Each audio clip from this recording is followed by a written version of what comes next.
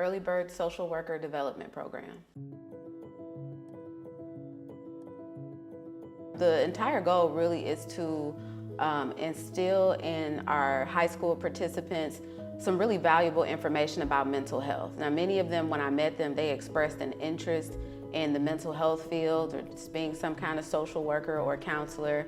So that's the basis of how we're able to connect with these student participants.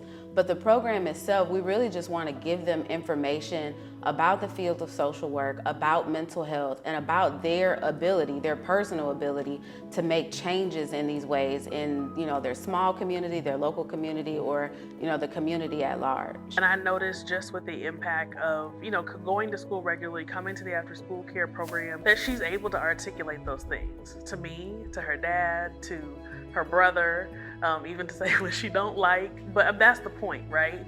We want them to be able to feel comfortable, to be able to share and express themselves in a respectful way so that they can, continue to move forward and be productive adults. The first time that we met, the kids were kind of drawing on Play-Doh, I believe it was, and they were kind of kneading it and then writing some more stuff on it. Can you kind of explain what that meaning of that exercise was for the kids? So from my perspective, it's really important to use tangible objects, especially for younger children, because what that does is help them externalize their internal experience. So they're able, rather than just feeling a feeling, they can relate it to a color or a shape. And using things that are malleable like Play-Doh, we're teaching them the transience of their internal experience. So you might have like a big feeling, anger or sadness, but just the same way you can change the way sadness looks on your Play-Doh, you can use your coping mechanisms and you can change that emotional experience in real life. So that's really the purpose of doing those kinds of exercises, because it helps them to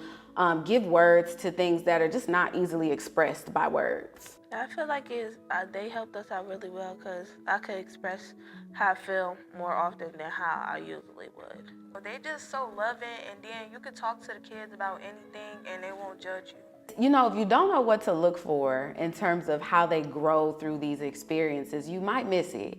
But myself and my partner who works with me on these groups, it has really been amazing watching these students who didn't know me at all, didn't know the program, didn't really know what they were in for, just kind of come and be vulnerable about their shortcomings, what made them feel nervous, to watch them learn about it and then go through it, and then each time just kind of challenge themselves a little bit more, be honest about their own critiques. I mean, really, that's how you grow as a person. So just watching them kind of go through that process and still feel confident enough to just kind of try it again, it was really, really cool. Anytime I see mental health growth or information being disseminated to our youth, especially, to be honest, the youth of color, I'm excited, and I know it's huge because unfortunately we just haven't had that in our past year. So I get real excited when it is targeted towards the youth, and more importantly, youth of color.